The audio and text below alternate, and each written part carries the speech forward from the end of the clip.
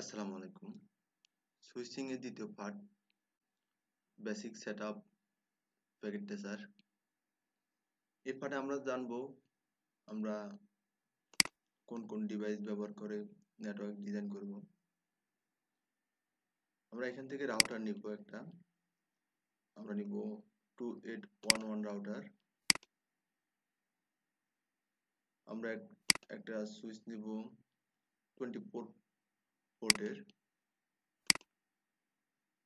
2950 model 24 port. আমরা একটি পিসি বা ল্যাপটপ নিব।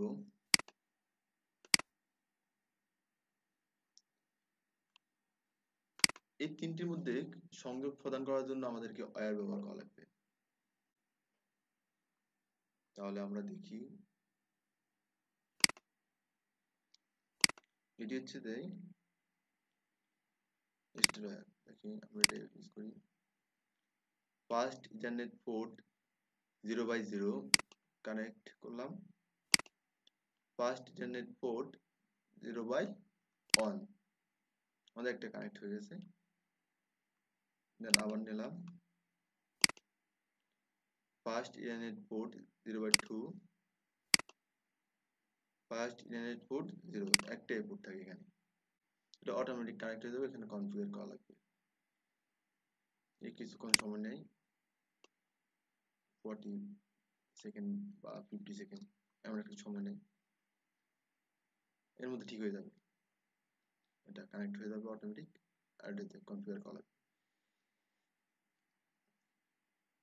আমরা জানি রাউটার টু রাউটার হয় সিরিয়াল বা ক্রস কেবল।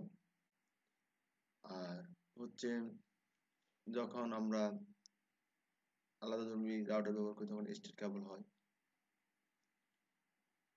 আলাদা ধর্মী ডিভাইসের মধ্যে স্টেট কেবল হয়। আবার হচ্ছে আমরা যদি রাউটার টু পিসি সরাসরি কানেক্ট করা লাগে তখন আমাদেরকে ক্রস কেবল ব্যবহার করা লাগবে। একটু এক্সাম্পল দেখাই, আমরা একটা রাউটার নিলাম, আমি একটা পিসি নিলাম, আমি দেখি তো আমরা স্টেট কেবল দিয়ে হয় কিনা। হবে না, তারপর দিয়ে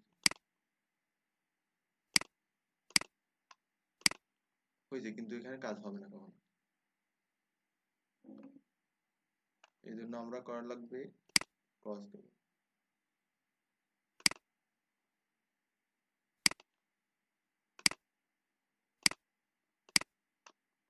এই দেখেন, এটার জন্য আমি আর একটা সহজ পদ্ধতি দেখাই আপনাদেরকে। দেখেন কোথায় কি কেবল নেই, আমরা অটো কানেকশন নিই। দেখেন স্টেট কেবল নিচ্ছে, এখানে কি কেবল নেই, ক্রস কেবল নেই। একেবারে সহজ।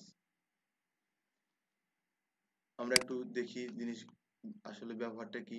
ব্যাপারটা হচ্ছে যে আমরা এখানে ইউজ করলাম স্টেট কেবল, ভিন্নধর্মী ডিভাইস, আর সেম ডিভাইসের ক্ষেত্রে হচ্ছে যে ক্রস কেবল ব্যবহার করা হয়।